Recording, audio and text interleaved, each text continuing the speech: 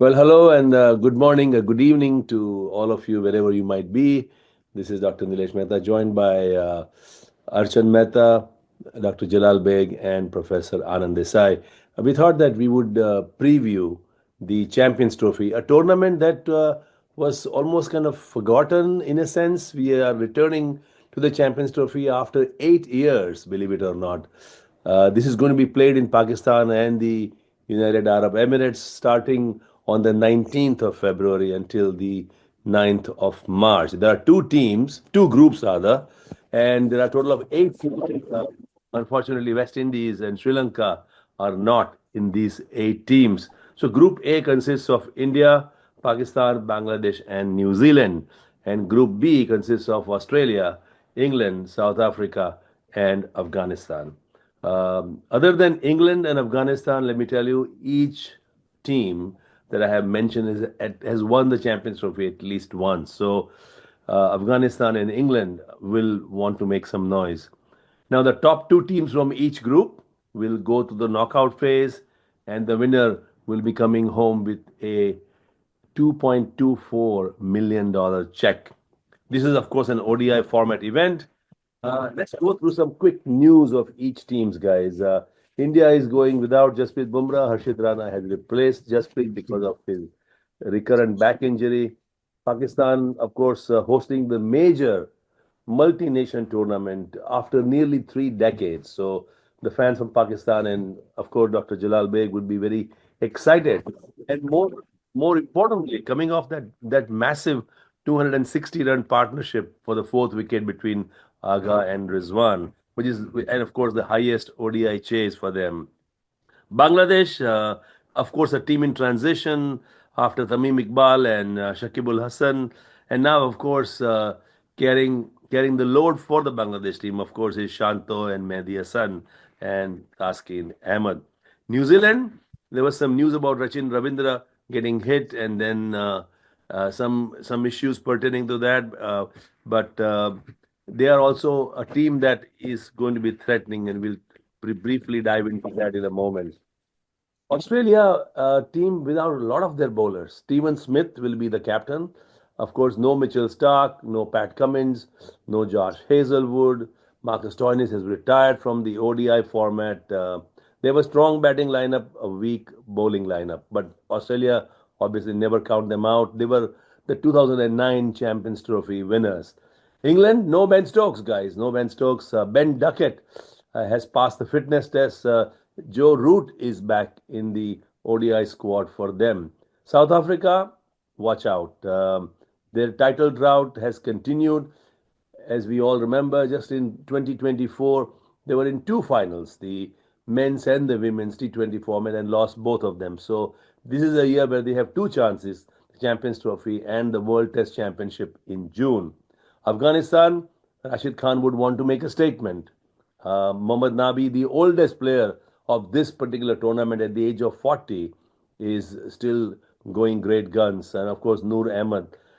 Gulbuddin Naib, he would be one of the key players after he had a superb outing with ILT 20 for the Dubai Capitals. So, gentlemen, I'm going to make this Champions Trophy discussion open at this point. Uh, Let me start off with Dr. Baig. Jalal, you've obviously been an ardent Pakistan fan. You've been analyzing the Pakistan cricket team for us on Cricket 360 for so long. Your general comments about the strengths and weaknesses and how Pakistan is expected to do. What do the fans expect from Pakistan? Yeah, thank you for having me, Dr. Mehta. I think you said Pakistan fans must be excited. I don't know how excited we are, but I think the most important thing is that this is the first tournament, ICC tournament, that Pakistan, as you said, is hosting in about 30 years, so almost 3 decades. So that's incredible since the previous World Cup in 1996. But this is all much bigger than a tournament for Pakistan. It has implications both on the field and off the field, or on the pitch and off the pitch for Pakistan. On the field, on the pitch, Pakistan obviously needs to assert its dominance and needs to perform, especially in front of a home crowd. that has recently been disappointed, most freshly in the Tri-Nation series that just concluded, but also off the pitch, from a security standpoint, and also from a geopolitical standpoint with Pakistan's ongoing tensions with India, obviously. But ensuring security is going to be important for Pakistan, especially after the heinous attack that happened on the Sri Lankan team in 2009. All the recent tours Pakistan has obviously hosted safely, all augur well for Pakistan, but security is definitely going to be an important issue.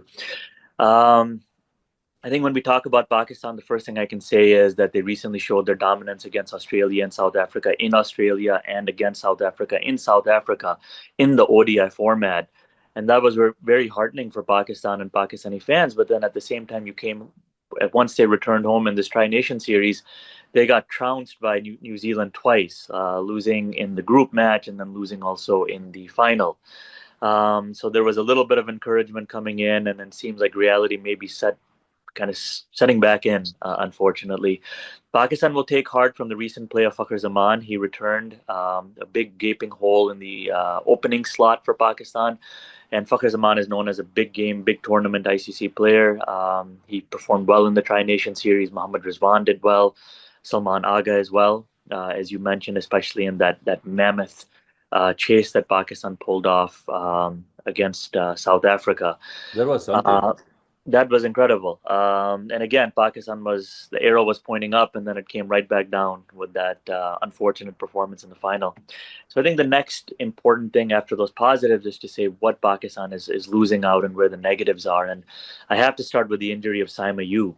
He got hurt in South Africa with that ankle injury.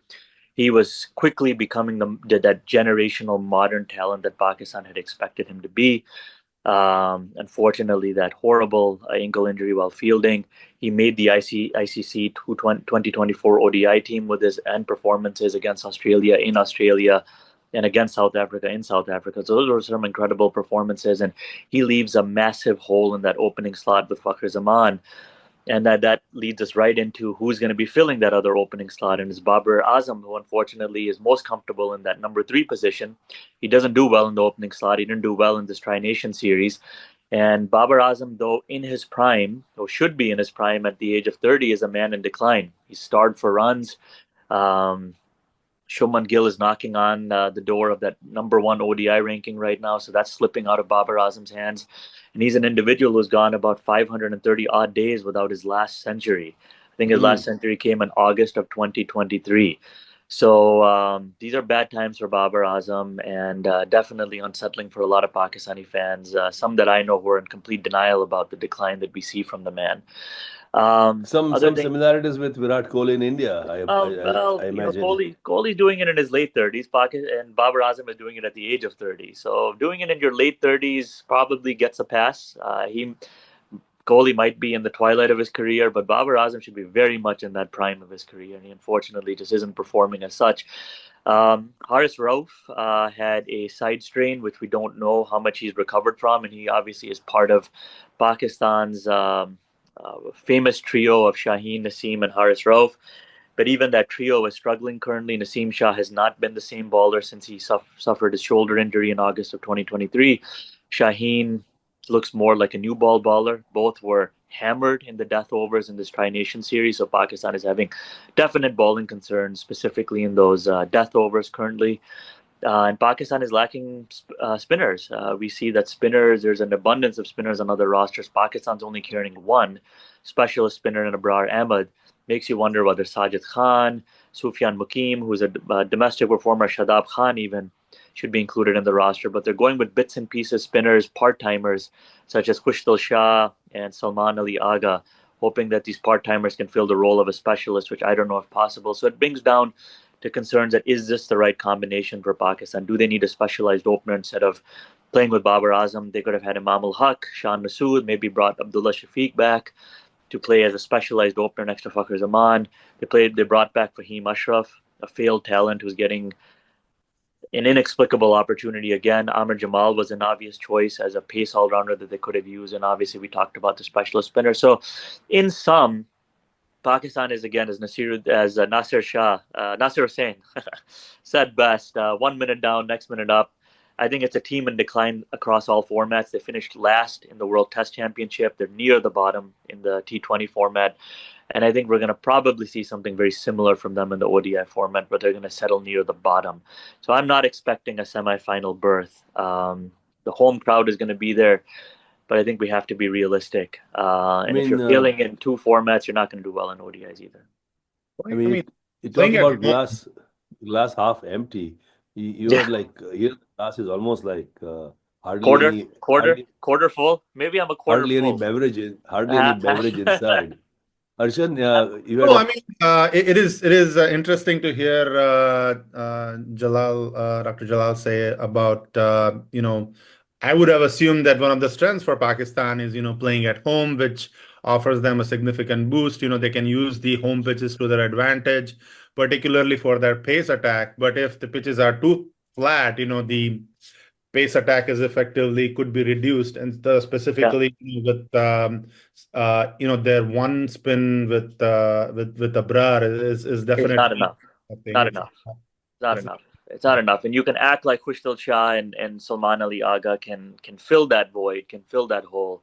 But I think it's quite obvious from the Tri Nation series that you're going to need specialist spinners, and why Pakistan is adamant that they don't want to play specialist spinners. I think they want to extend that batting lineup as much as possible, which is again conceding that their batting just isn't strong enough. You have a weak opening slot, you have a weak middle order, and then we still lack finishers.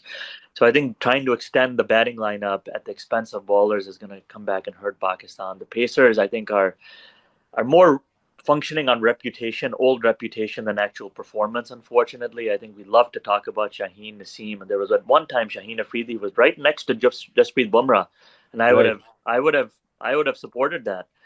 He was the ICC Cricketer of the Year in 2022, which was incredible. But he is not that man. He's a shade of that bowler now.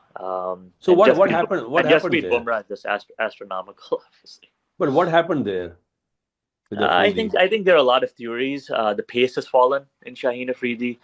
I think there's been injury concern ever since he had one of his lower extremity injuries. He never came back because I think it affected his physical biomechanics and his action, so he wasn't bowling as well. The pace fell.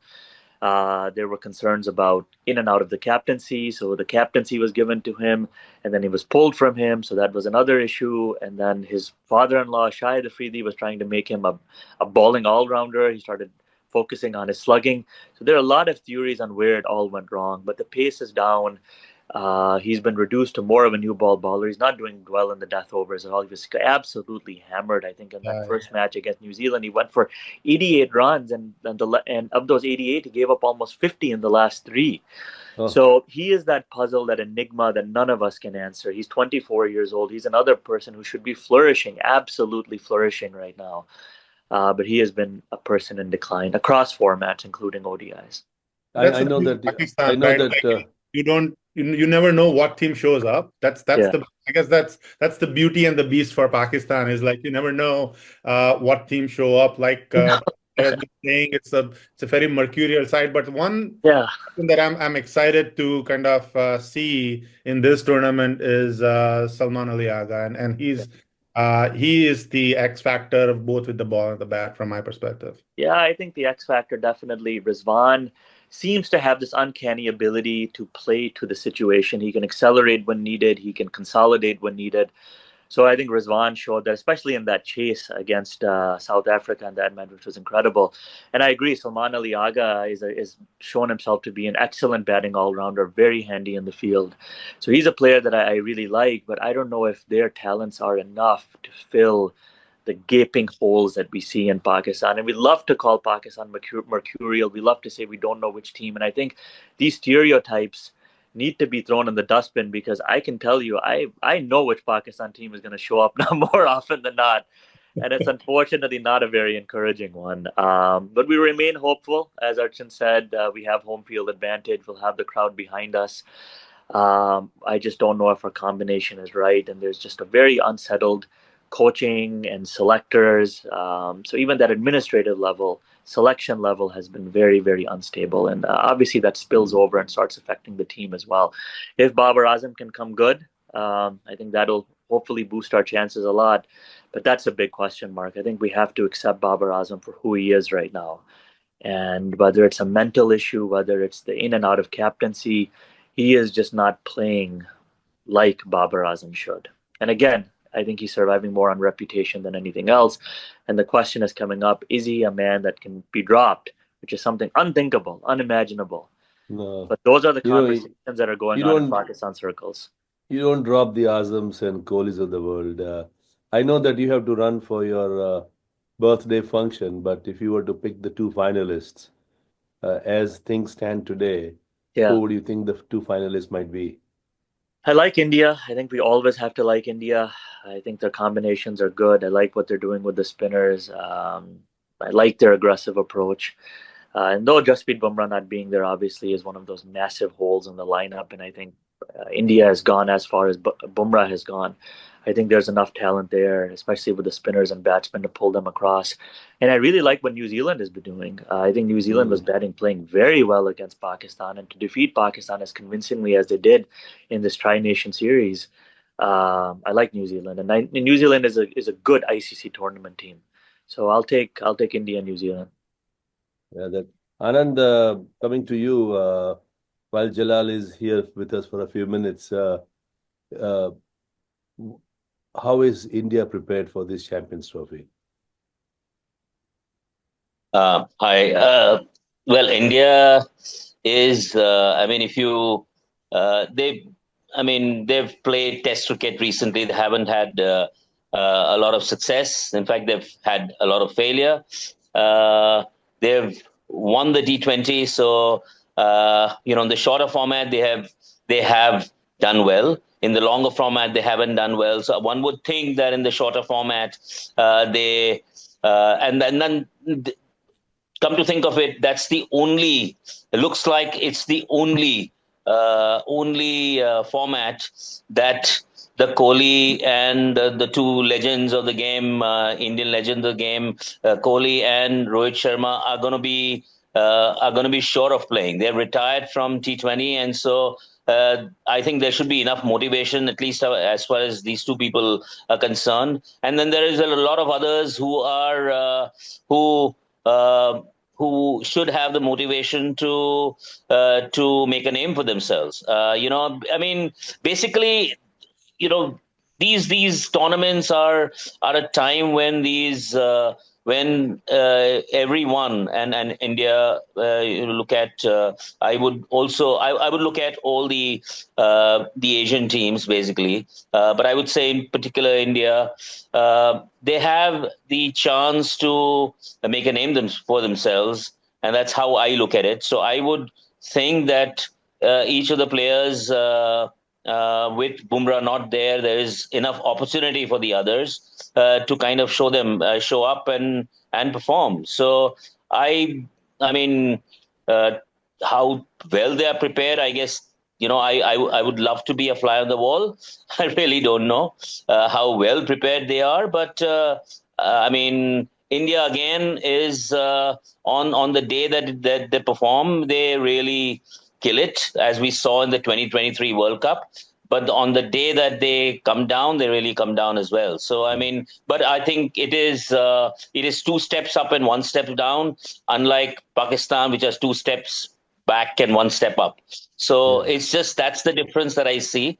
That's what I have. That's how I see it. I was gonna just have a follow-up question for Professor Desai and also Archan, obviously. How much are you taking from the recent England series? Is that something that can be a sign of things to come potentially? And does that leave you hopeful and encouraged? Second question is, what do you do about the absence of Bumrah? I think that's the obvious question everyone is wondering. And I think it's unfair to India to kind of just say that there's so much of their success is contingent on Bumrah. But as an Indian fan, where do you think the bowlers, where can the holes be filled? Is it the spinners that are going to fill the hole? Are you happy with Mohammad Shami coming back? I think those are my two as a Pakistani fan who's on the outside looking in. Archan? Yeah, I mean, Anand? yeah. If Archan wants to go, yeah.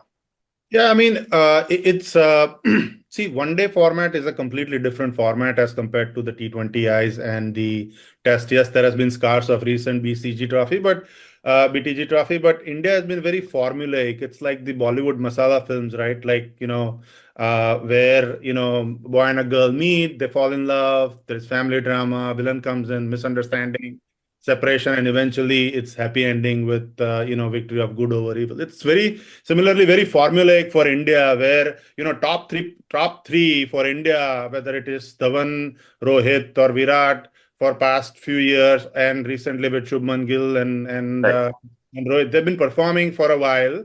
Sure. Then you have the likes of Shreyas, who is kind of filling in number four, who has been very, very successful with the England series. And then Rahul gets appreciated 5 out of the 365 days of the year. And hopefully he shows up in one of these days. Otherwise, he's always in trouble for not scoring runs. And then you have the all-rounders in Akshar Patel and Jadeja and Hardik Pandya. On the bowling side, yes, you are right that with the lack of Jasprit Bumrah, there is concern. But it's with Bumrah is such a player, like, you have 2 for 1, right? So you have Harshit Rana and Varun Chakravarti to replace him essentially. Sure. Sure. But I think the from what I see with Gautam Gambhir, the stress has been having a batter at number 8. So no matter what, team will go hard on the top, and then they back themselves to bat deep. So that's been the formula so far as the India is concerned. Yes, I mean, Bumrah not being in any team, you are playing with 0.8% of the team, right? Like, I mean, that's a huge impact overall from bowling perspective. But now it's the keys of the bag with Bumrah not playing, but with the bowlings of Arshdeep, who is proven himself as the death bowler at the end, like Shaheen Shah Afridi has recently shown some issues with the death bowling.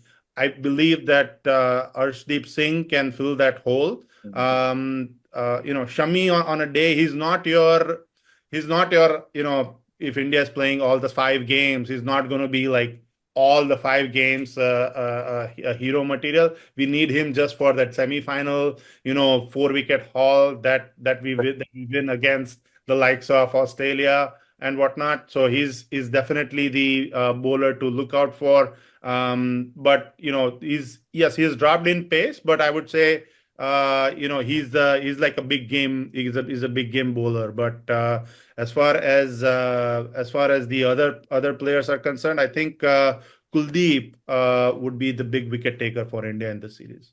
One point I wanted to make want to involve all of you is one common theme that I see is the absence or decline of the fast bowlers. If you look at Australia, I mean, they are going to miss Cummins, Stark, Hazelwood. Of course, Stoinis has retired from the format. Jalal talked about Pakistan. India, this recurrent problem is just with Bumrah. So the fast bowling unit overall, even Lockie Ferguson for New Zealand, you talk about there is that one thing that I've noticed that in this particular Champions Trophy, this particular ICC event, a lot of the fast bowlers are going to be missed. Anand, you have any thoughts about that?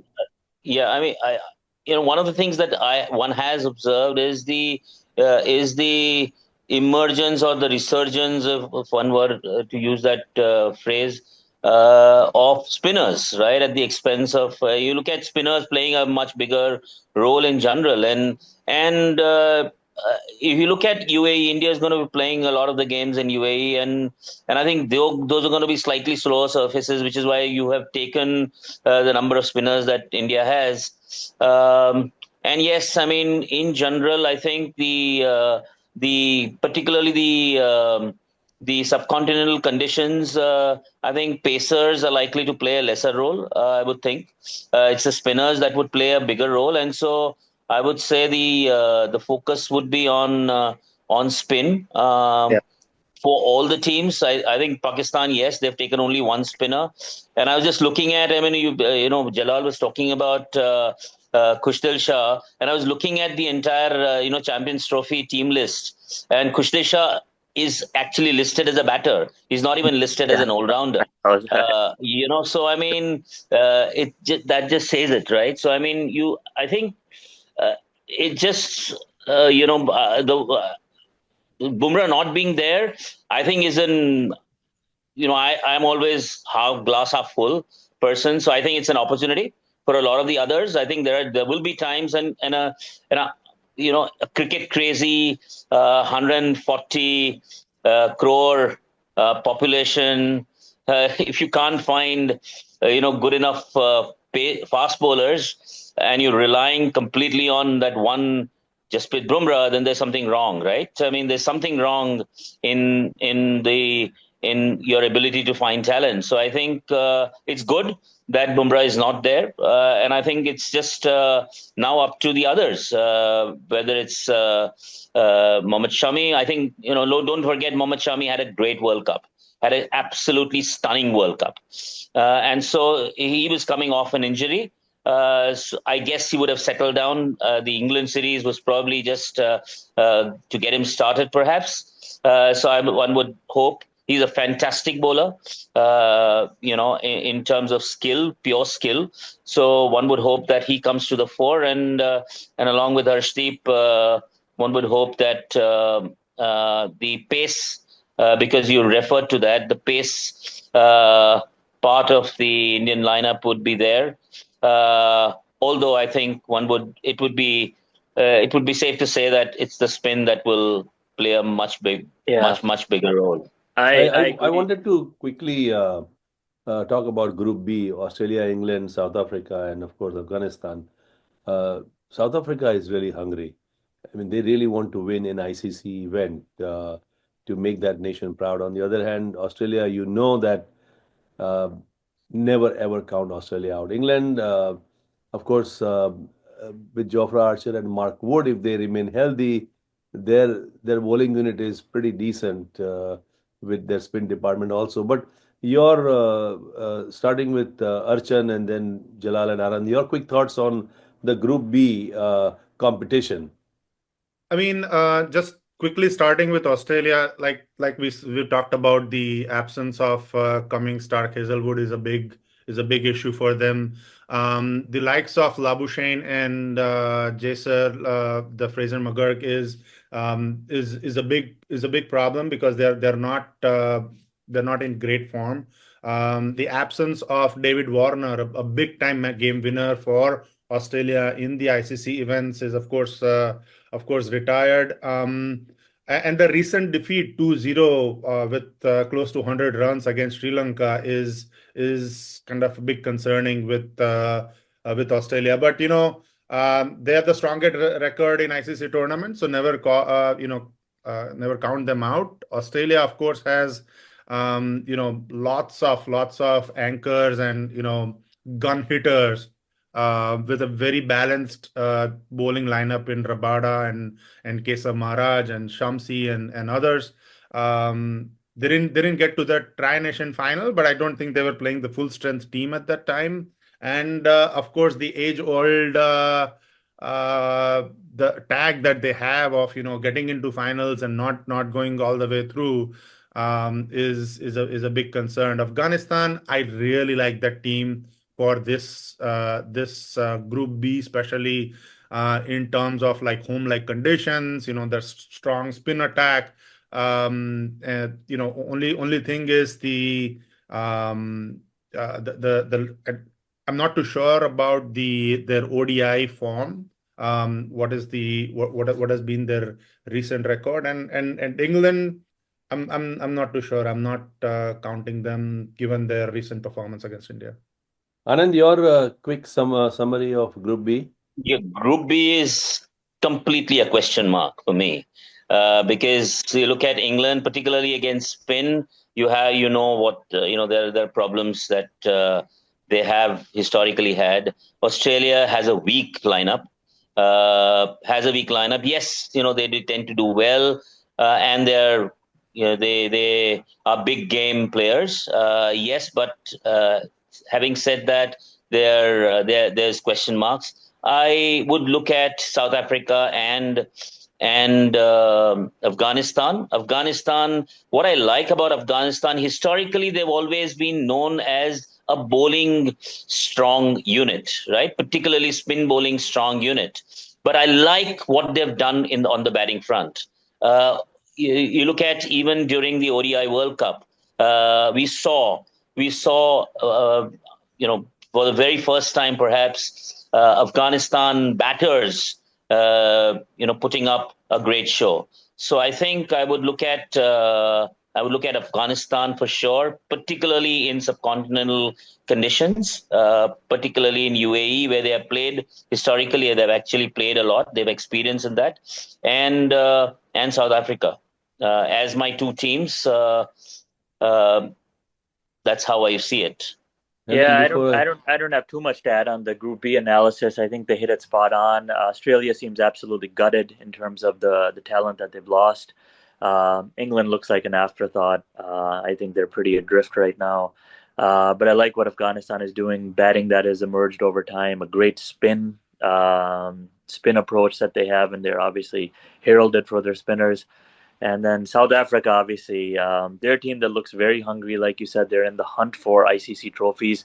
This is a team that's going to be playing in the World Test Championship. And I think a group that's playing with quite a chip on their shoulders. They have an aggressive batting approach. And then with Shamsi and Maharaj, I think they have some spinners that can be match winners. So I think they have a very good combination. And I think they're trying to aggressively negate that choker hold, the choker title that they've unfortunately received from previous ICC tournaments. Archan, your quick thoughts on Group B? No, yeah, I mean, I covered that initially. I mean, the finals, based on what we just talked about, it's highly likely the repeat of what we saw at in West Indies. So I'm picking India plays South Africa in the finals. That's my take. Anand, your take, if you were to pick the two finalists as of today? Pakistan versus Afghanistan. Oh, interesting. That's now talk about outside the box. And I would love Afghanistan to win. I'd love Afghanistan. Anand, whatever. It would be such a great time. Whatever Professor Anand is drinking, I want lots of that. I want lots of that. Afghanistan, Pakistan. Really, I mean, I think you know what? I think Pakistan fans. No, I just I meant it as a genuine hope, because I mean, let's look at the Pakistan fans.